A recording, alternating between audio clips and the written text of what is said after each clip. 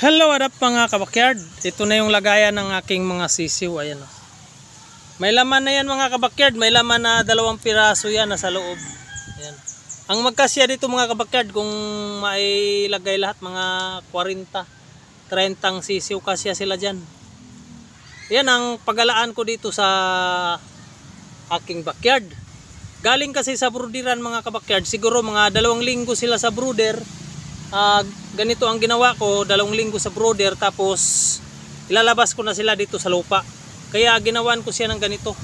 Yan, bahay-bahay. Kasi malaking tulong to mga kabakyard, para hindi lumaki yung mga tuhod ng ating mga manok at saka hindi sila maging piki. Wala akong ginastos nito. Ang gamit ko dyan, mga kahoy, kinuha ko lang yung mga kawayan. Nakita ko lang yan.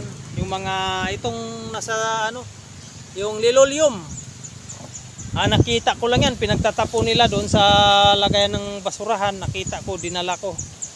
Ayan. Tsaga-tsaga lang tayo mga kabakyard para magkaroon tayo ng lagayan ng ating mga sisiw. Maging maayos ang kanilang taguan. Ayan. Pag umulan ito, hindi ganot sila mababasa. Kasi wala pang butas yung linoleum sa taas nilagay ko. Ayan, wala tayong ginastos yan mga kabakyard. Ang ginastos ko lang dyan, pako. At itong screen na yan, sobra yan sa kulungan ko, kaya iniligay ko yan dyan.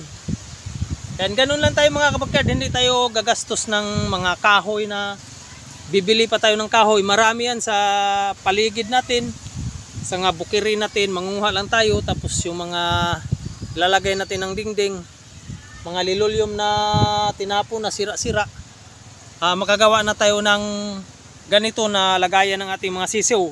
Importante ito mga kabakyard, kasi na-experience ko na pag tumagal sila sa brooderan, medyo napiki sila, tapos hindi maganda kanilang tuhod.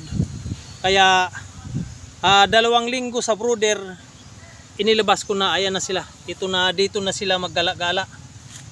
Ayan na sila. Siguro mga sabihin natin mga 1 buwan din sila dito. Tapos mayroon akong ginawang dapuan nila mga backyard. Ayan, oh. Sa taas, oh. Ayan, oh. Yan, dyan sila pag tanghali, dyan sila dumadapo sila dyan sa taas. Ayan, oh. Parang higaan nila dyan. Pwede rin sila pag medyo malaki na, diyan na sila dadapo, dito na sila matutulog. Malaking tulong to sa ating mga backyard breeder na maging maayos na ating mga palahi. Na-experience ko na pag tumagal sa brooderan. Ayan, maraming diferensya ang paa. Kaya ito, sana okay na to sa mga gaya nating backyard.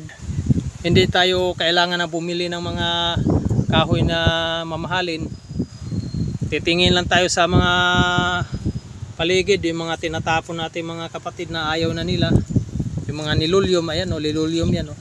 Pati dito sa linoleum yan. Ayan. Ayan, mga DIY yan mga kabakyard. DIY natin yan para sa ating mga backyard breeders. Maraming salamat. Thank you for watching. God bless. Dito tayo sa ating backyard farm. Ayan. Thank you. Thank you for watching.